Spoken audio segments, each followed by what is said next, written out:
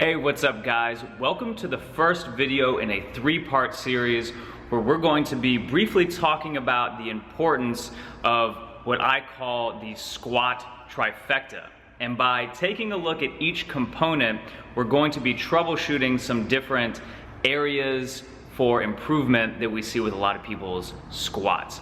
So the very first situation that we're looking at is when you get out of the hole of a squat and your hips pop up a little bit faster than your torso.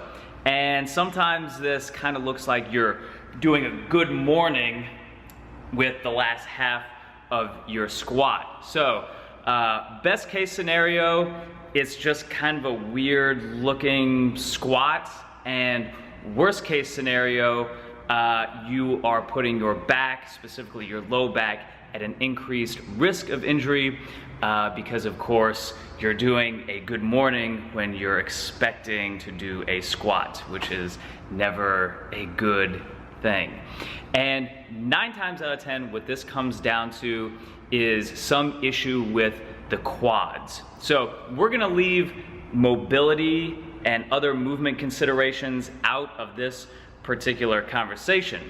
But when it comes to quad work, obviously just doing your competition style back squat should form kind of the meat and potatoes of your squat training, right? But when it comes to specifically bringing up either lagging strength in the quads or developing a stronger mind-muscle connection to the quads, there's 3 different major approaches that I like to tell people to take. And ideally, you'd experiment with all of these and kind of figure out intuitively which one works for you.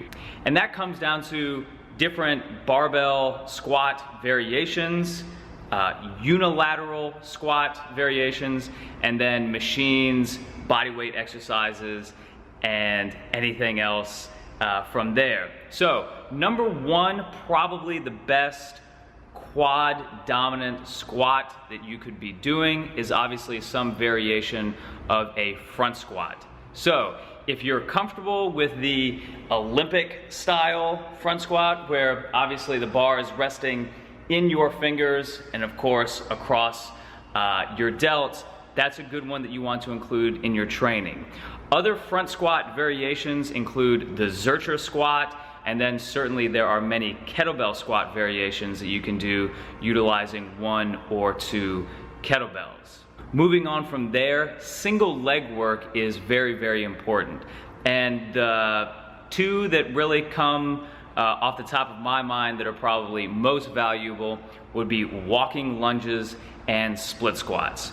But anything that forces you to utilize 1 leg at a time is typically pretty darn good for quad development. So walking lunge variations, split squats we mentioned, step ups, even single leg deadlifts, things like this.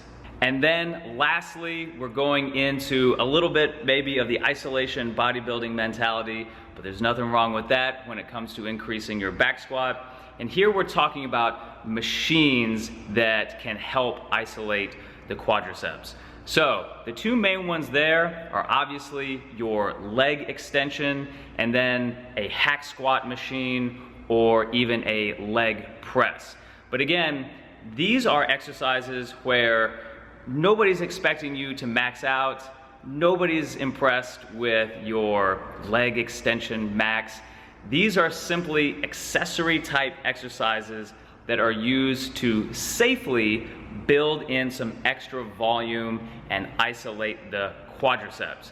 And again, these are probably exercises that either A, need to be done as accessory movements in mass volume after your major lifting work, or maybe utilized as a superset in between your squat variations to low volume or at least low weight to help you develop that mind-muscle connection with the quads. So that does it for this video when we're talking about the quads. Next video, we're gonna be talking about the importance of the posterior chain.